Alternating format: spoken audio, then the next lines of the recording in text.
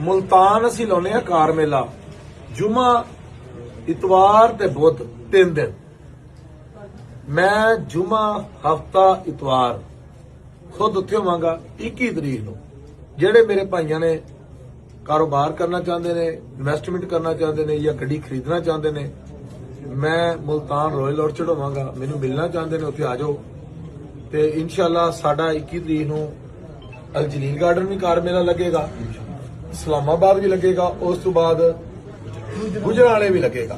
लेकिन 28 तरीक नूं असीं ओपनिंग करनी गुजराले दी, लेकिन गुजराले दे लोग सानूं कह रहे ने 21 नूं ही मेला लाओ।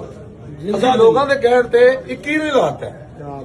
ਅਸੀਂ ਕਿ ਚਲ ਸ਼ੂਗਰ ਮੇਲਾ ਸੀ ਔਰ 21 ਵਾਲੇ ਤੇ ਜਿਹੜਾ ਗੁਜਰਾਲੇ ਨੂੰ ਗੱਡੀ ਲਵੇਗਾ ਜਾਂ ਵੇਚੇਗਾ ਉਹਦੇ ਕੋਲੋਂ ਕਮਿਸ਼ਨ 7500 ਰੁਪਇਆ ਲਈ ਜਾਏਗੀ। ਅੱਧੀ ਮਾਫ ਹੋਏਗੀ, ਅੱਧੀ ਮਾਫ ਹੋ ਜਾਏਗੀ ਉਹਦੀ ਕਮਿਸ਼ਨ। ਦੋਨਾਂ ਸਾਈਡਾਂ ਦੀ ਕਮਿਸ਼ਨ 15000 ਹੋਏਗੀ ਸਿਰਫ ਇੱਕ ਦਿਨ ਵਾਸਤੇ। ਤੇ ਬਾਕੀ ਇਨਸ਼ਾਅੱਲਾ ਮਜ਼ੀਦ ਕੋਈ ਜਿਵੇਂ ਜਿਵੇਂ ਆਫਰਾਂ ਅਸੀਂ ਤੁਹਾਨੂੰ ਦਿੰਨੇ ਆ ਇਨਸ਼ਾਅੱਲਾ ਦਿੰਦੇ ਰਹਿੰਦੇ ਆ। ਬਾਕੀ ਪਾਕ ਆਰਮੀ ਦੇ ਅਸੀਂ ਵੈਸੇ ਹੀ ਕਮਿਸ਼ਨ ਜਿਹੜੀ ਹੈ ਉਹ ਦਸੰਬਰ ਤੱਕ ਮਾਫ ਹੈ। पाक आर्मी के जिन्हें जवान ने जेड़ा डोगर मोटर तो SDM तो गड्डी खरीदेगा ओदी कोई कमीशन नहीं, ओदी सिर्फ हाफ कमीशन है। 30,000 साडी कमीशन असीं 15,000 ਨੂੰ ਰਿਆਇਤ ਕਰਨੇ ਆ। बाकी सानू कोई बंदा सिफारिश ना करे कि डोगर साहब आ कमीशन छड़ दिओ, असीं 1 रुपया नहीं छड़दे। बस तुहाडी मेहरबानी, वासदे रहो, खुश रहो। पाक आर्मी जिंदाबाद।